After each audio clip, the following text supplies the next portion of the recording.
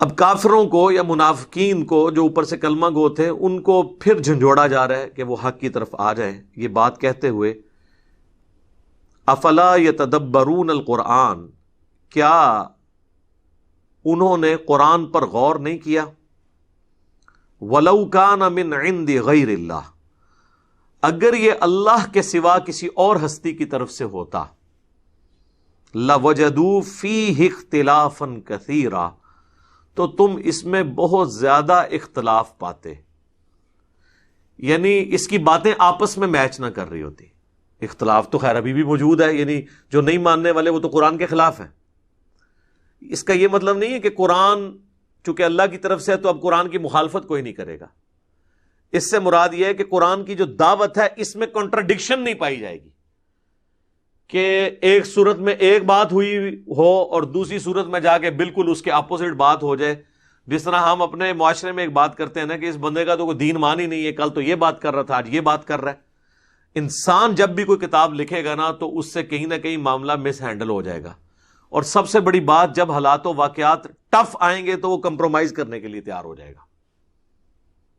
لیکن وقت کا پیغمبر یہ کمپرومائز اس لیے نہیں کرتا کہ اس کے پیچھے اللہ کھڑا ہے۔ حالات کتنے بھی برے ہوں، پیغمبر جو پہلے دن بات کر رہا ہوتا ہے وہی آخری دن بات کرتا ہے۔ تو یہ قرآن اس بات کا ثبوت ہے، قرآن میں اختلاف نہ ہونا، کہ یہ اللہ کی طرف سے ہے، ورنہ اس میں آئے دن نئی ڈاکٹرن بیان ہو رہی ہوتی۔ حتیٰ کہ آپ یہ دیکھیں کہ سورہ یونس کے اندر اللہ تعالیٰ نے کتنے سخت الفاظ میں ہمارے محبوب صلی اللہ علیہ وآلہ وسلم کو ڈائریکٹلی مخاطب کر کے آپ کے ذریعے آپ صلی اللہ علیہ وآلہ وسلم کے مخالفین تک بات پہنچائی ہے۔ وَإِذَا تُتْلَى عَلَيْهِمْ آيَاتُنَا بَيِّنَاتٍ، سورہ یونس آیت نمبر 15 ہے۔ اور جب تلاوت کی جاتی ہیں ان پر ہماری روشن آیات، قَالَ الَّذِينَ لَا يَرْجُونَ لِقَاءَ نَأْتِ بِقُرْآنٍ غَيْرِ هَذَا، تو وہ لوگ جنہیں یہ امید نہیں ہے نا کہ انہیں مر کے اللہ سے ملنا ہے، اللہ سے ملاقات کرنی ہے، اپنے اعمال کا حساب دینا ہے، تو وہ نبی صلی اللہ علیہ وآلہ وسلم کو کہتے ہیں کہ اس قرآن کو تو سائڈ پہ کریں، کوئی اور کتاب لے کر آئیں، یہ قرآن تو بہت سخت کتاب ہے، او بدل ہو، یا اس قرآن کو تبدیل کر دیں، کچھ کمپرومائز کر لیتے ہیں، کچھ ہماری باتیں مان لیں، کچھ آپ کی ہم مان لیتے ہیں۔ قل ما یکون لی ان ابدلہ من تلقاء نفسی، اے نبی تم فرماؤ کہ مجھے تو کوئی اختیار نہیں ہے کہ میں اپنی خواہش نفس کے ذریعے اس کتاب کی کسی حکم میں تبدیلی کر دوں۔ ان اتبع الا ما یوحى الی، میں تو خود پیروی کرنے والا ہوں، اتباع کرنے والا ہوں اس بات کی جو اللہ کی طرف سے مجھ پہ وحی کی جاتی ہے، یعنی میں اللہ کا نمائندہ بن کے آیا ہوں، یہ دعوت میں نے کوئی ذاتی لانچ نہیں کی ہے، مجھے اللہ نے چھوڑا ہے اس دنیا کے اوپر۔ اس لیے آپ دیکھیں نا، مرسل رسول کہتے ہیں چھوڑا ہوا، اللہ کی طرف سے بھیجا ہوا نمائندہ۔ جس حدیث کا بھی واسطہ چھوٹا ہو ہم کہتے ہیں یہ مرسل روایت ہے، چھوٹا ہوا ہے واسطہ۔ تو اللہ کی طرف سے رسول بھیجے جاتے ہیں۔ میں تو خود پابند ہوں اس وحی کا جو میری طرف کی جاتی ہے۔ انی اخاف ان عصیت ربی عذاب یوم عظیم، میں تو خود خوف رکھتا ہوں اس بات کا کہ اگر میں نے بھی اپنے رب کی نافرمانی کی، یہ سمجھانے کے لیے بالفرض، تو بڑے دن کا عذاب مجھے بھی آ پکڑے گا۔ جب میں خود ڈرتا ہوں کہ میں قرآن کی تعلیمات کے خلاف نہیں چل سکتا، تو تم مجھ سے کیسے یہ ڈیمانڈ کر سکتے ہو کہ میں تمہارے کہنے کے اوپر اس کتاب کو بدل دوں؟ یعنی یہ کتاب میں نے خود تو لکھی ہے، میں نے تو پلان نہیں کیا کہ میں یہ کروں گا اور یہ اس کا رزلٹ نکلے گا، تو اب میں اسٹریٹجی تھوڑی چینج کر لوں، جسے آج کل ماڈرن دور میں کہتے ہیں کہ یو ٹرن لے لوں۔ تو میرے تو اختیار میں کچھ بھی نہیں ہے۔ قل لو شاء اللہ ما تلوتہ علیکم، اے نبی تم فرماؤ کہ اگر اللہ ہی چاہتا نا تو میں کبھی تم پر یہ تلاوت نہ کرتا۔ یعنی میرا تو کوئی اختیار ہی نہیں ہے، اللہ نے مجھے پیغمبر چنا، میرے ذریعے قرآن تم تک پہنچایا، اگر اللہ کی یہ مرضی نہ ہوتی نہ میں پیغمبر ہوتا، نہ یہ کتاب نازل ہوتی۔ یعنی میری اب کوئی لینا دینا نہیں اس مسئلے میں، میں تو من و ان جو چیز مجھ پہ نازل ہوئی ہے میں نے تمہارے تک پہنچانی ہے۔ اسی کو کہا گیا نا کہ ما ضل صاحبکم وما غوا وما ينطق عن الهوى ان هو الا وحی یوحی. نبی صلی اللہ علیہ وآلہ وسلم نہ کبھی بہکے ہیں نہ کبھی بے راہ چلے ہیں. وما ينطق عن الهوى، یہ ہوائے نفس سے، اپنی خواہش سے کچھ نہیں کہتے. ان ہوا الا وحی یوحی، یہ وہ کہتے ہیں جو اللہ ان پر وحی کرتا ہے. ولا ادراکم بہ، اور نہ ہی تمہیں اس کا ادراک ہوتا کہ اللہ کی یہ کتاب ہے، اس کی یہ شریعت ہے، اگر اللہ ہی نہ چاہتا. فقد لبثت فیکم عمرا، تو ذرا غور تو کرو کہ میں نے اپنی عمر کا اتنا حصہ تم میں گزارا ہے. من قبلی، اس اعلان نبوت سے پہلے. افلا تعقلون، کیا ابھی بھی تمہیں عقل نہیں آتی کہ میری 40 سالہ زندگی سچائی پر مبنی زندگی اس بات پر گواہ ہے. تم نے کبھی میرے اندر کوئی ایسی خواہش دیکھی کہ میں پلان کر رہا ہوں کہ مستقبل میں یہ جا کے کر دوں گا، یا میں نے کسی شاعر کی شاگردگی اختیار کی ہوتی، کسی فلاسفر کا میں اسٹوڈنٹ ہوتا اور میں پلاننگ کر رہا ہوتا کہ جب میری عمر 40 سال ہوگی تو میں بھی ایک کلام لکھ کے لوگوں کو بتاؤں گا، اور میں اتنی محنت سے اتنے سالوں سے ایک کلام تیار کر رہا تھا. میری زندگی تو ایک کھلی کتاب کی طرح تمہارے سامنے ہے. بھیڑ بکریاں میں چراتا تھا، اس کے بعد تجارت کرتا تھا. اچانک مجھے کیا ہو گیا چند دنوں کے اندر ہی. تو یہ میری عمر کا ایک حصہ جو تم میں گزرا ہے، یہ اس بات پر گواہی دے رہا ہے کہ یہ جو اتنا غیر معمولی کلام میرے پہ نازل ہوا ہے، یہ میں نے خود نہیں لکھا، یہ اللہ کی طرف سے مجھ پہ وحی کیا گیا. تو اب اگر یہ اللہ کی طرف سے وحی ہوا ہے تو پھر کیا ہے؟ فمن اظلم ممن افترا علی اللہ کذبا، تو اس سے بڑھ کر ظالم کون ہوگا جو اللہ پر جھوٹ باندھے، یعنی وہ پیغمبر نہیں ہے اور وہ دعوی پیغمبری کرے. تو سب سے بڑا گناہگار تو وہ ہوگا. یعنی نبی علیہ السلام اپنے بارے میں بات کر رہے ہیں کہ نعوذ باللہ اگر میں پیغمبر نہیں ہوں تو مجھ سے بڑا کوئی گناہگار نہیں ہے، لیکن ایسا نہیں ہے. تو دوسرا کیس ہے او کذب بآیاتی، تو اگر میں پیغمبر ہوں تو اس سے بڑا ظالم کوئی نہیں ہوگا کہ جو اللہ کی آیات کو جھٹلا دے، مجھے پیغمبر ماننے سے انکار کرتے. تو میں تو نہیں ہوں، تو سب سے بڑے ظالم تم ہو.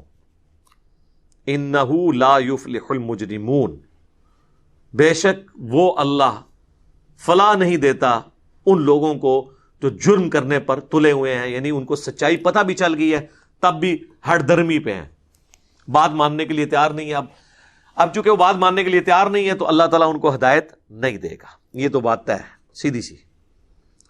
تو یہی بات ہو رہی ہے یہاں سورہ النساء کی آیت نمبر 82 میں کہ قرآن پر غور کرو، اگر یہ اللہ کے سوا کسی اور طرف سے ہوتا تو تم اس میں اختلاف کثیر پاتے. لہذا یہ اکثر جو علماء قرآن سے دور کرنے کے لیے کہتے ہیں نا کہ جی وہ قرآن کو کی تفسیر کے لیے، اسے سمجھنے کے لیے 15 علوم چاہیے، اور وہ 15 علوم انہیں خود بھی نہیں آتے ہوتے، بس صرف نام ہی وہ بیان کر رہے ہوتے ہیں. ان میں سے ایک علم تو میں وثوق سے کہتا ہوں انہیں نہیں آتا، وہ سائنس کا علم ہے جو قرآن کی 1000 آیات کا کم از کم ریلیٹڈ ہے علم. اور جن لوگوں کی تفسیریں وہ ہمیں پڑھنے کے لیے کہہ رہے ہوتے ہیں ان کو بھی سائنس نہیں آتی. تو پھر یہ دعویٰ کیا کر رہے ہیں؟ قرآن کتاب نصیحت ہے، اور نصیحت ایک عام آدمی کو بھی سمجھ آئے گی، ایک پڑھے لکھے کو بھی سمجھ آئے گی. یہ ہدایت ہے انسانیت کے لیے. باقی اس کی تفصیلات میں آپ جتنا مرضی جائیں، یعنی اگر اللہ تعالیٰ کہتا ہے کہ زمین و آسمان پر غور و تفکر کرو کہ ہم نے انہیں پیدا کیا، اچھا اب اس کے غور و تفکر میں تو آپ پوری اسٹرونومی آ جائے گی، لیکن ایک عام آدمی کے لیے ہی کافی ہے کہ جب وہ زمین و آسمان کو دیکھتا ہے، ان قدرتوں کو، تو کہتا ہے کہ اس کو کسی نے بنایا ہے، اور وہ اس سے امپریس ہو جاتا ہے، بس اس نے ہدایت حاصل کر لی.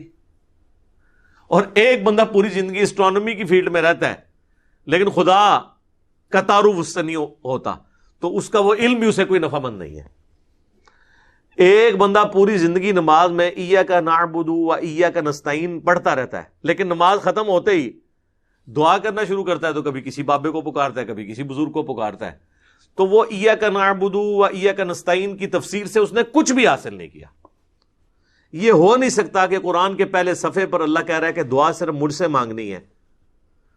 اب اگر یہ اللہ کے سوا اور کسی ہستی کی طرف سے ہوتا تو ہو سکتا ہے آگے جا کے کوئی غلطی ہوتی، کوئی بابا بھی آ جاتا بیچ میں. قرآن میں آلموسٹ 40+ دعائیں ہیں جو انبیاء کی، اللہ کے نیک بندوں کی رپورٹ ہوئی ہیں، وہ سب کی سب دعائیں ربنا کے ساتھ ہیں، اللہم کے ساتھ ہیں. کوئی بابا نہیں ہے اس میں، کوئی بزرگ نہیں ہے. یعنی پہلے صفحے پہ اگر یہ بات ہوئی ہے نا کہ اللہ سے دعا مانگنی ہے، پورا گناہ اس کے اوپر شاہد ہے کہ اللہ سے ہی مانگنی ہے. اور پھر بھی کسی کو یقین نہ آئے تو سورہ نمل کی آیت نمبر 62 تو بالکل کھول کے فلسفہ بیان کرتی ہے. امن یجیب المضطر اذا دعاہ، بھلا بتاؤ تو کون ہے جو اضطراب میں گھرے ہوئی فریاد کرنے والے شخص کی فریاد کو سنتا ہے. وَيَكْشِفُ السُّوءَ، اور اس سے اس کی تکلیف دور کر دیتا ہے. وَيَجْعَلُكُمْ خُلَفَاءَ الْأَرْضِ، اور تمہیں خلیفہ کرتا ہے اگلوں کا اس زمین پر. یعنی تمہارے ماں باپ کے مرنے کے بعد تم، تمہارے مرنے کے بعد ان کی اولاد، ان کے مرنے کے بعد ان کی اولاد، یوں قیامت تک ایک اللہ ہی زندہ ہے، باقی سب مرتے جا رہے ہیں، اور اللہ اپنی زمین کا وارث نسل در نسل لوگوں کو کرتا جا رہا ہے. یہ اللہ نے اپنی شناخت کی ہے کہ ہے کوئی بابا اس طرح کا جسے موت نہ آئے اور وہ وارث کرتا چلا جائے. تو ساتھ پھر اللہ نے کہا اِلَٰهٌ مَّعَ اللَّهِ، کیا اللہ کے ساتھ اور الہ بھی ہے جو یہ کام کر سکے کہ فریاد رس کی تکلیف کو دور کر سکے. قلیلا ما تذکرون، بہت کم ہی تم نصیحت حاصل کرتے ہو. تو قرآن میں جو پہلے صفحے پہ بات ہوئی ہے آخری صفحے تک یہی بات چل رہی ہے. قرآن میں اختلاف نہیں ہے. تو یہ کہنا کہ قرآن کی آیات بظاہر ٹکراتی ہیں، وہ آپ کو ٹکراتی بھی نظر آ رہی ہوتی ہیں. اہل علم اور جو پڑھتے ہیں ان کے ہاں کوئی بھی چیز ٹکرا نہیں رہی ہوتی. وہ تو دنیا میں کہیں بھی آپ دو سٹیٹمنٹس لیں بظاہر آپ کو ٹکراتی نظر آئیں گی، لیکن جب دونوں کو بیک وقت دیکھیں گے تو اسے انگریزی میں کہا جاتا ہے آپٹیمل سولوشن، تو آپ کو نکل آئے گا. مثلاً اگر میں کہتا ہوں کہ ڈاک خانے میں صبح 9 سے لے کے 5 بجے تک بل جمع ہوتے ہیں اور آپ 1 مئی کو پہنچ گئے ہیں، تو 1 مئی والے دن جو ہے وہ چھٹی کا بھی دن نہیں ہے، سنڈے والا دن بھی نہیں ہے جو عام چھٹی ہوتی ہے، اور وہاں پہ ڈاکخانہ بند ہے، تو آپ یہ کہیں گے کہ جی میری سٹیٹمنٹ غلط نکلی ہے؟ نہیں، میری سٹیٹمنٹ تھی ادر دین سنڈے اور کوئی بھی گزٹڈ چھٹی کے. تو یہ دونوں باتیں بے وقت اپنی جگہ درست ہیں. بعض اوقات ایک بات کا ذکر کیا جاتا ہے ایک جگہ پہ، بعض اوقات دوسری جگہ کے اوپر، دونوں کو جمع کر کے بات ایک ہی نکلتی ہے. اس کی ایک واضح مثال آپ دیکھیں، جو میری ایک ویڈیو بھی اس کے اوپر ریکارڈ ہوئی، کیا یہودی اور عیسائی بھی جنت میں جائیں گے؟ وہ سورۃ البقرہ کی آیت نمبر 62 ہے، جو سورۃ الانعام میں بھی آئی، ایک دوسری فارم میں سورہ الحج کے اندر بھی آئی، کہ جو بھی یہودی ہیں، عیسائی ہیں یا سابی ہیں، ستارہ پرست نہیں، سابی ایک دین ابراہیمی کی بگڑی ہوئی شکل تھی، چاہے مسلمان ہے، جو کوئی بھی اللہ اور یوم آخرت پر ایمان لے آئے تو قیامت والے دن نہ اسے خوف ہوگا نہ غم. تو اس آیت کو لوگوں نے مس یوز کیا کہ جی اس سے تو پتہ چلا ایمان بالرسالت ضروری نہیں ہے، کیونکہ یہاں تو آیا ہے کہ یہودی عیسائی بھی ہو اگر اللہ اور آخرت کو مان لے تو قیامت والے دن کامیاب ہو جائے گا. اور وہ یہ لے کے پھر آیت جو ہے نا وہ عجیب و غریب قسم کا پروپیگنڈا کرتے ہیں. تو ہم ان کو بتاتے ہیں کہ میرے بھائی یہ بات بالکل اپنی جگہ درست ہے، لیکن قرآن کو پوری ڈاکٹرن میں، فلسفے میں سمجھنا ہے. یہ بات جہاں سے آپ سورہ بقرہ کی آیت نمبر 62 کوٹ کر رہے ہیں، یہ بات جہاں سے تمہیدن سٹارٹ ہوئی تھی، وہ سٹارٹ ہی اس سے ہوئی تھی کہ اے یہودیو، سب سے پہلے تم کافر نہ بنو اس کتاب کے. تمہاری کتابوں میں تو پیغمبر آخر الزمان کی پروفیسیز موجود تھیں صلی اللہ علیہ وآلہ وسلم، قرآن کا ذکر تھا، سب سے پہلے تم ہی کافر بن گئے. ایمان بالرسالت سے تو بات شروع ہوئی ہے 5ویں رکوع سے، اور اس کے آگے جا کر اللہ اور یوم آخرت کی بات آئی ہے. ایمان بالرسالت کا پہلے ذکر ہو چکا ہے، اور پھر سورہ نساء کے اندر تو جا کے 6 پارے کے سٹارٹ کے اندر ہی آیت نمبر 150، 151 اور 152 میں تو اللہ تعالیٰ نے فرمایا کہ جو کسی ایک رسول کا بھی انکار کر دے، یا اللہ کو مانے اور کسی رسول کو نہ مانے، یا رسولوں کو مانے اور اس میں سے کسی ایک رسول کو نہ مانے باقی رسولوں کو مان لے، وہ سب کافر ہے. تو اب کافر والی جتنی آیات قرآن میں ہیں ان پہ لگ جائیں گی، چاہے وہ یہودی ہوں، عیسائی ہوں یا مسلمان بھی ہوں. کوئی مسلمان بھی کافر ہو سکتا ہے جو کہ میں حضرت عیسیٰ کو نہیں مانتا، تو وہ کافر ہو جائے گا، چاہے نبی علیہ السلام کو مانتا بھی ہو، آخری پیغمبر بھی مانتا ہو. تو لہذا جب قرآن کہتا ہے کہ یہود و نصارہ بھی امن میں ہوں گے قیامت والے دن، اس سے مراد وہ یہود و نصارہ ہیں جو اپنے اپنے دور میں اپنے اپنے وقت کے پیغمبر پر ایمان لائے. لیکن جب نبی علیہ السلام آ گئے تو اس وقت کے یہود و نصارہ مراد نہیں ہے، اس لیے کہ دوسری جگہ آ گیا کہ جو ایک پیغمبر کا بھی انکار کرے گا وہ کافر ہو جائے گا. تو آپ ان دونوں باتوں کا جب جوڑیں گے تو اختلاف تو ہے ہی نہیں ہے. اختلاف تو تب ہو جب ایک بات بالکل اور طرف ہو اور دوسری 180 ڈگری، یعنی دوسری جگہ یہ بھی آ جائے کہ چاہے کوئی ایک پیغمبر کا انکار کر لے تب بھی وہ جنت میں جائے گا. جب تک یہ سٹیٹمنٹ آپ نہیں قرآن سے دکھائیں گے تب تک آپ یہ کہہ نہیں سکتے کہ آیات ٹکرا رہی ہیں. اس طرح قرآن اور حدیث بھی نہیں ٹکرا رہا ہوتا. واقعہ کیا اٹھاتے ہیں اور کہتے ہیں نہیں قرآن سے ٹکرا رہا ہے. بھی قرآن سے تب ٹکرا رہا ہوگا جب قرآن میں وہ واقعہ بیان ہو اور بالکل اس کے اپوزٹ بات ہو رہی ہو، پھر تو آپ کہیں گے ہاں جی بالکل یہ ٹکرا رہا ہے. تو اس طریقے سے چیزیں نہیں ٹکراتی ہیں، وہ آپ کو نظر آ رہی ہوتی ہیں لیکن وہ دونوں چیزیں بے وقت اپنی جگہ پر درست ہوتی ہیں. یا کبھی ٹائم پیریڈ کے لیے اللہ کی طرف سے کوئی ناسخ و منسوخ کا حکم بھی آ سکتا ہے. اس کے اوپر میری الگ سے ایک ویڈیو ریکارڈ ہے. قرآن میں بعض اوقات اللہ تعالیٰ نے کوئی حکم نازل کیا وقتی طور پر، پھر بعد میں اللہ تعالیٰ نے اس میں مزید کلیریفیکیشن کر کے اس میں آسانی دے دی. مثلا پہلے حکم تھا کہ جس کی موت کا وقت قریب آئی یا اسے خطرہ ہو کہ میں مرنے والا ہوں تو وہ اپنے ورثاء کے لیے وصیت لکھوا دے، سورہ بقرہ میں آیا. پھر سورہ النساء میں اللہ تعالیٰ نے خود ہی بتا دیا کہ مرنے کے بعد اس طرح وراثت تقسیم ہوگی ایک مردے کی، وہ پوری ڈیٹیل ہے. الگ سے اس پہ میری ویڈیو بھی ریکارڈ ہے، وراثت کی تقسیم کیلکولیشن کا کیا طریقہ ہے. آپ کوئی کہ یہاں پہ تو اللہ کہہ رہا ہے وصیت کرو اور وہاں پہ اللہ تعالیٰ کہہ رہا ہے کہ جی ماں کو 1/6 ملے گا، باپ کو 1/6 ملے گا، بیوی کو 1/8 ملے گا، اور یہاں اللہ تعالیٰ کہہ رہا ہے وصیت لکھ دو. تو ہم یہ کہیں گے کہ وصیت لکھنے والی بات بھی اپنی جگہ درست ہے. اس کے بعد اللہ تعالیٰ نے امت کی آسانی کے لیے خود حصہ مقرر بھی کر دیا. جب تک اس کی امپلیمنٹیشن تھی وہ درست تھی، جب یہ آ گئی تو یہ درست ہے. یہ آپس میں ٹکرا کیسے رہی ہیں؟ ٹکراتی تب جب سورہ بقرہ میں یہ نازل ہوتا کہ اپنے ماں باپ رشتہ داروں کے لیے وصیت لکھ لو. اب قیامت تک اللہ تمہیں نہیں بتائے گا، کوئی اللہ کی طرف سے آگے نیکسٹ آیت نازل نہیں ہوگی جس میں تمہیں یہ بتایا جائے کہ تم نے کتنا حصہ مرنے کے بعد تقسیم کرنا ہے. اور پھر آیت نازل ہو جاتی، پھر ہم کہتے ہیں دیکھو جی پہلے تو دعویٰ کیا تھا کہ جی نہیں بتائے گا، آپ بتا دیا.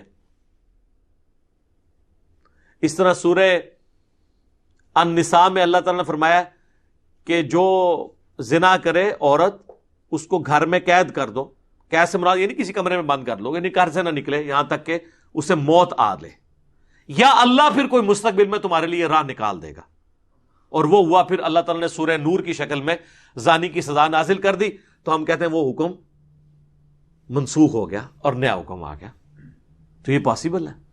ناسخ و منسوخ بھی 180 ڈگری چیزیں نہیں ہوتی ہیں، بلکہ اللہ تعالیٰ نے مختلف اوقات کے اندر مختلف معاملات کو آسانی کے اعتبار سے اجازت دے دی ہوئی ہے.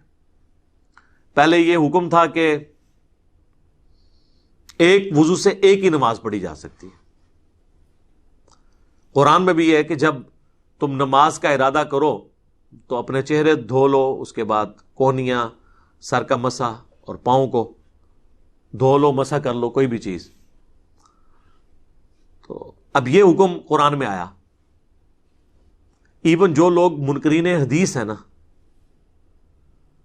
ان کے لیے بھی آزمائش کھڑی ہو جاتی ہے جب ہم ان کو یہ بات کرتے ہیں کہ قرآن میں تو آیا کہ جب بھی نماز پڑھنی تم نے وضو کرنا ہے. لیکن وہ بھی کہتے ہیں نہیں جی اگر پہلے وضو ہو تو دوبارہ کرنے کی ضرورت نہیں ہے. لیکن قرآن میں تو کہیں نہیں لکھا ہوا. قرآن میں تو آیا جب بھی نماز کے لیے کھڑے ہونا ہے وضو کرنا ہے. اور قرآن میں یہ بھی نہیں لکھا ہوا کہ اگر پہلے سے ہو تو دوبارہ کرنے کی ضرورت نہیں ہے. یہ تو کہیں نہیں لکھا ہوا. لیکن یہ بھی نہیں لکھا ہوا کہ اگر پہلے سے ہے تو پھر بھی دوبارہ کرنا ہے. قرآن خاموش ہے. سنت ہمیں بتاتی ہے، صحیح مسلم میں حدیث ہے، نبی علیہ السلام نے غزوہ تبوک کے موقع پر، فتح مکہ کے موقع پر ایک وضو سے زور کے وقت وضو کیا اور آپ نے عصر مغرب عشاء چاروں نمازیں جو ہیں وہ ایک ہی وضو سے پڑھی. اور صحابہ اکرام کہتے ہیں کہ ہم نے اس سے یہ سیکھ لیا کہ اب اللہ نے ہمیں اجازت دے دی ہے کہ ہر نماز کے لیے نیا وضو کرنے کی ضرورت نہیں ہے. اگر پہلے سے با وضو ہے کوئی تو اسی وضو کو کنٹینیو کرے. لیکن قرآن میں ایسی کوئی بات نہ اس کی مخالفت میں ہے نہ اس کے حق میں ہے. لیکن اس کے اوپر لکیر نہیں پیٹی جا سکتی کہ یہ اختلاف ہو گیا. اختلاف نہیں ہوا، ایک چیز میں آسانی مزید دے دی گئی. اختلاف تو تب ہوتا کہ حکم یہ آتا کہ بغیر وضو کے بھی نماز پڑھ لو، اور بعد میں آتا اور اس میں ساتھ یہ لکھا ہوتا کہ آئندہ کبھی بھی وضو کا حکم نازل نہیں ہوگا، اور پھر وضو کا حکم نازل ہو جاتا، پھر 180 ڈگری ہوتا. لیکن ایسا نہیں ہے. خالی اتنا بھی ہوتا نا کہ بغیر وضو کے بھی نماز پڑھ لو، اور بعد میں اللہ کہتا نہیں وضو کر لو، پھر بھی ہم اسے ٹکراتا ہوا نہ مانتے ہیں. ہم کہتے ہیں اس وقت تک اجازت تھی، اب نہیں ہے. ٹکرانا تب ہے کہ پہلے یہ حکم آتا کہ بغیر وضو کے نماز پڑھو، اور اب قیامت تک کے لیے حکم ہے، اس میں کوئی تبدیلی نہیں ہوگی. اور پھر ایک آیت نازل ہوتی کہ نہیں وہ حکم منسوخ ہو گیا، تو پھر اللہ تعالیٰ کی بات اپنی وائلیٹ ہو جاتی کہ جی قیامت تک تبدیلی نہیں ہونی تھی تو اب کیوں ہو گئی ہے؟ تو پہلے کوئی ایسی بات نہیں. تو یہ ناسخ و منسوخ کے اوپر الگ سے میری ایک ویڈیو ریکارڈ موجود ہے، وہ آپ دیکھ سکتے ہیں. قرآن میں ناسخ و منسوخ کا مسئلہ، اور سورۃ البقرہ میں ایک آیت بھی اس حوالے سے اللہ تعالیٰ نے نازل فرمائی ہے، وہ بھی اس میں کراس ریفرنس کے طور پہ میں بیان کر دیتا ہوں تاکہ آپ کو کلیئر ہو جائے. آیت نمبر 106 ہے سورۃ البقرہ کی. ما ننسخ من آیت او ننسیہا، ہم کوئی آیت بھی منسوخ نہیں کرتے اور نہ آپ کو بھلاتے ہیں. نأتی بخیر منہا او مثلہا، مگر یہ کہ ہم اس سے بہتر آیت لے آئیں گے یا اس کے برابر. اور ریزن بتا دی، الم تعلم ان اللہ علی کل شیء قدیر، کیا تم نہیں جانتے کہ بے شک اللہ تعالیٰ ہر چیز پر قدرت رکھتا ہے. یعنی یہ اللہ کی قدرت ہے، وہ چاہے تو احکامات وقتی طور پر کچھ اور کرے اور پھر بعد میں اس میں آسانی دے دے، یا مزید اس میں سختی کر دے. یہ بھی پاسبل ہے کہ سختی ہو جائے، اور یہ بھی پاسبل ہے کہ معاملات میں آسانی ہو جائے. سختی ہوگی نا، پہلے نکاح متا کی اجازت تھی، ایک آسانی تھی، بعد میں اللہ نے وہ آسانی چھین لی اور اب کہا کہ نکاح متا جو ہے وہ بین ہو گیا، اب جس نے کرنا ہے وہ پرماننٹ نکاح کرے گا. تو یہ آسانی اللہ نے پھر اٹھا لی قیامت تک کے لیے. وہ مسلم شریف میں حدیث ہے اب قیامت تک کے لیے اب یہ حرام ہو چکا ہے. اس پہ بھی الگ سے میری ویڈیو آپ دیکھ سکتے ہیں. تو میں نے اس پہ کافی سیر اصل گفتگو کر دی ہے کہ قرآن اگر اللہ کے سوا کسی اور ہستی کی طرف سے ہوتا تو تم اس میں اختلاف کثیر پاتے. اس کا مطلب کیا ہے کہ اس کی ڈاکٹرن بدلتی ہے. پہلے دن کوئی اور ہدف ہوتا اور بعد میں کوئی اور ہدف بن جاتا. پہلے دن بھی اس کا ہدف یہی تھا کہ انسانیت کے لیے ہدایت ہے یہ کتاب، اور ایک انقلابی دعوت لے کے اٹھی ہے دنیا میں اللہ کے غلبے کے لیے، اور آخری وقت تک یہی دعوت رہی. ایون اللہ کے محبوب علیہ السلام دنیا سے چلے بھی گئے، آپ کے صحابہ کرام علیہم رضوان نے اسی مشن کو آگے لے کر چلے، کسی میں کوئی تبدیلی نہیں کی.